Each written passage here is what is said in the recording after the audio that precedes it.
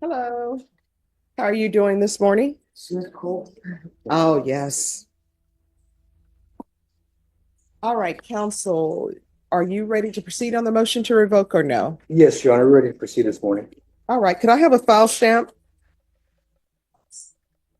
for a motion to revoke, please? Thank you.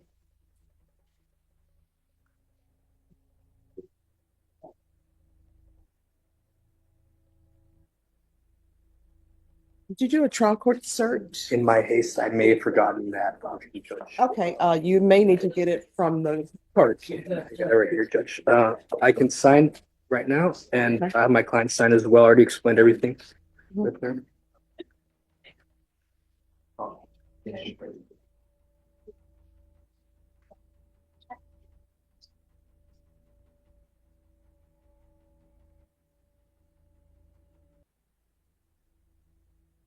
Send it to the court, Your Honor. Yes, thank you. Court is calling 2020 CR 2212 State versus Victoria Castro Villarreal. Can I have parties announce? Andrew Harris Edelman for the state. Renee Munoz on behalf of the defendant. And are you Miss Villarreal? Yes. Did you review the document entitled Motion to Enter Adjudication of Guilt and Revoke Community Supervision with your attorney? Did you understand it? Yes. Are you the same Victoria Castro Villarreal who was placed on deferred adjudication in 2020 CR 2212 for the offense of possession of a controlled substance, penalty group 1, 4 to 200 grams on July 2nd, 2020 for a term of 4 years? Is that you? Yes. All right, state. In Bear and or DeWitt County, Texas, the defendant Victoria Castro Villarreal did then and there fail to report to the supervision officer as directed for the months of April, May, June, July, August, September, October, and November 2022 in violation of condition number 5. How do you plead to that? True or not true? True. State waives the remaining violation allegations, Judge. No objection to the state waiving the remaining conditions. Did you understand by pleading true to violation of condition number 5, the court could find it true, grant the motion, find you guilty, and sentence you up to 20 years in prison and up to a $10,000 fine? Yes, sir. Knowing that, do you still wish to plead true to violation of condition number 5? All right, you're whispering. Yes, sir. Court is finding violation of condition number 5 true. Is there a proposed agreement? I believe so, to adjudicate and sentence to 2 years TDC. That is our understanding of the recommendation to the court, Your Honor. What has she done on probation? She has not reoffended, not picked up any new offenses ever since this possession charge, Judge. In relation to her criminal history, this possession charge is the only thing she ever had. She may have bit off more than she can do in terms of the supervision. There was some issues with family that caused her to be somewhat homeless. Mom losing the apartment that they were in, not affording her the opportunity to check in, and she was scared at that moment and just kind of just didn't check in because she thought she was going to get picked up at that point in time. Shortly after the issues with the family home, so she just didn't check in, Judge. But in reference to this charge and to the decision before the court, we asked the court to look at the charge which she's on probation for. She was on probation for, which is possession of controlled substance. It's a nonviolent offense. There are no victims other than the state of Texas and her doing this to herself in terms of the drug usage and the wear and tear on her body, Judge. She has 4 granddaughters. She wants to be there for them, to look over them. She has explained that she currently does not suffer from using substances in terms of addiction, but at the time of this offense, she was dealing with that. I went back to the original case and looked at the circumstances of that case, and it seems like the officer had seen a straw pop out of her pocket, and there was some residue on it, which led them to uncovering some methamphetamine in her purse. Although it is classified as a second-degree offense, Judge, it was more or less around the 4-gram range. I think it was like 4.3 grams. So I know that's a large range, the 4 to 200, but we're in the bottom range of that, Judge. So I went over the options with my clients, notified her that staying on probation was going to be a stretch because of the amount of time that she had not checked in. But we're just asking for this honorable court to sentence her in reference to the offense, which is the possession charge. We know that she didn't do much of anything on probation, but she did stay out of trouble, did not pick up any new offenses ever since this 2020 offense, Judge. So this would be the first felony conviction for her and the first time for her going into prison. So being that that's the case and the circumstances, Your Honor, we're asking that the court honorably enter into the 2-year recommendation. I did notify my client that the recommendation is not binding on the court, but I told her I would offer this mitigation to the court so we can get a better look that she's not a career criminal or threat to the community or society. All right, I have some questions for you. Can you raise your right hand? Do you solemnly swear or affirm the testimony you give will be the truth and nothing but the truth, so help you God? Yes, ma'am. All right, you can lower your hand. State your name for the record. Victoria Castro.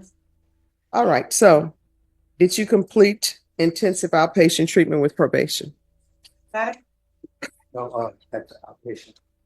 No, Did you provide proof of employment? no, I didn't do transport. I'm working. I'm I sorry? didn't move to Leeway because my mom had to get out of her house. So we had to move to Clark County. All right, so how old are you? Before. All right, so you're 40. You're depending on your mom to support you, and That's when I because, first got out.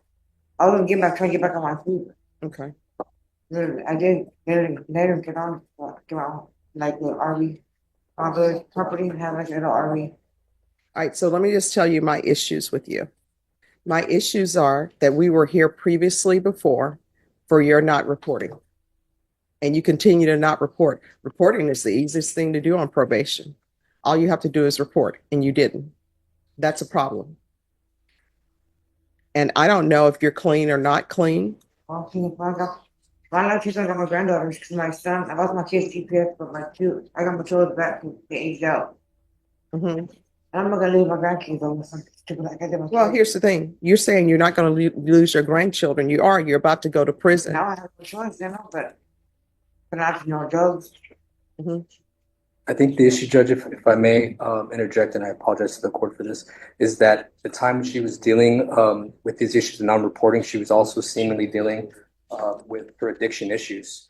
And I just feel that maybe after SATIF, which she did complete, Judge, that maybe some more intensive care would have been in line, but I feel like she was still struggling with those issues, which made reporting a little difficult for her, and she probably was fearful. But I've explained to her a lot of the times we have to face our fears because if not, they're eventually going to catch up with us, and it's going to be much more detrimental to our future than just facing up to the fear. And she's taken responsibility and accountability, Judge. She knows what she did was not correct. We're not asking that she be continued on probation. We understand the court wants to adjudicate her, but we're asking that the term of years is on the lower end as she's first time going to prison, first time being a convicted felon, and not reoffending, Judge.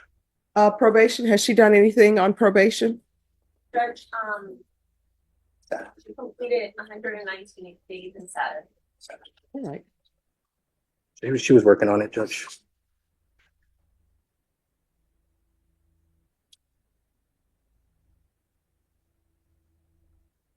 All right, this is what the court is going to do. The court is going to find you guilty. The court will revoke. The court will sentence you to 5 years in the prison, give you credit for any time served, request a therapeutic community. There's $1,000 fine, time and money to run concurrent. There's to be no unsupervised contact with minors, credit for any time served in SATA. Did you review the document entitled Trial Court Certification of Defendant's Rights to Appeal with your attorney? Did you understand it? And did you sign it? You have a limited right to appeal. That right to appeal is as it relates to the allegations in the motion, not the fact that you are on deferred adjudication. Because this is a felony conviction, you're not allowed to own or possess any weapons or ammunition. If you have a question over what a weapon or ammunition is, you'll need to speak to an attorney. Do you understand? All right, we can go off the record. Here's the thing. Obviously, you have a drug problem. When you are released from prison, if you cannot find a place to go, if I'm still here, you come back here, I'll pick up the phone, call, so you can get in a place so you can maintain your sobriety. Because when you don't, one or two things going to end up happening.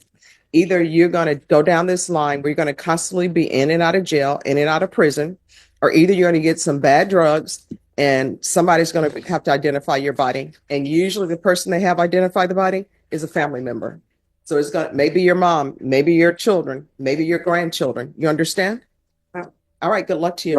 May we go on the record briefly Yes. so I can state the SATF dates upon her completion? Yes, As per the probation court summary and also verification of my client, that she completed SATF for the dates of August 20th, 2021 through December 17th of 2021. And council just wanted to get that on the record. all right, and if you'll just make sure that the clerks have that time.